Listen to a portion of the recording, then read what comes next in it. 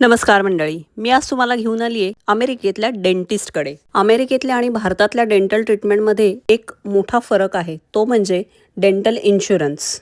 आता तुम्ही ऐकलं असेल की अमेरिकेमध्ये ओव्हरऑलच मेडिकल ट्रीटमेंट ही खूप महाग आहे आणि त्यामुळे कंपल्सरी इथे हेल्थ इन्शुरन्स हा लागतो. पण बहुतेक वेळा हेल्थ इन्शुरन्समध्ये डेंटल आणि व्हिजन ट्रीटमेंट कव्हर होत नाहीत. मग त्यासाठी तुम्हाला वेगळा डेंटल आणि व्हिजन इन्शुरन्स घ्यायला लागतो. इथे तुम्हाला कुठल्याही दवाखान्यात जायचं म्हटलं तर त्याला तुम्हाला आधीच अपॉइंटमेंट घ्यायला लागते. तिथे गेल्यानंतर पहिल्या व्हिजिटला तुम्हाला हेच विचारतात की तुमच्याकडे इन्शुरन्स आहे का, आणि जरी आपल्याकडे इन्शुरन्स असेल तरी काही रक्कम ही आपल्याला भरायलाच लागते, ज्याला कोपे असं म्हणतात. आणि ही रक्कम तुमचा इन्शुरन्स कोणता आहे त्याच्यावर ती ठरते. इथे साधं दाताचं क्लिनिंग जर करायचं असेल तर साधारण $100 ते $200. एखाद्या दाताचं रूट कॅनल असेल तर $1000 ते $2000.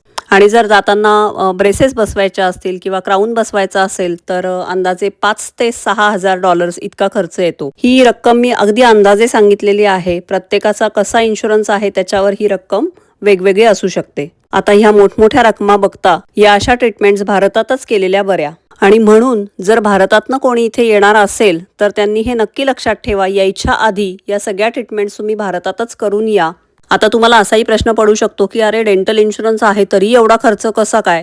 तर त्याचं एकमेव कारण म्हणजे इथे 4 वर्षाची डेंटिस्टची डिग्री असते आणि डेंटिस्ट होण्यासाठी इथे साधारण $2 लाख ते $5 लाख इतका खर्च येतो. आणि तो खर्च भरून काढण्यासाठी अर्थातच ट्रीटमेंट कॉस्ट ही जास्त ठेवायला लागते. फक्त या डेंटल इन्शुरन्सचा एक फायदा मात्र होतो की तुम्हाला वर्षातनं एकदा डेंटल चेकअप आणि डेंटल क्लिनिंग अगदी फ्री असतं. तर अशी आहे अमेरिकेतली दंतकथा.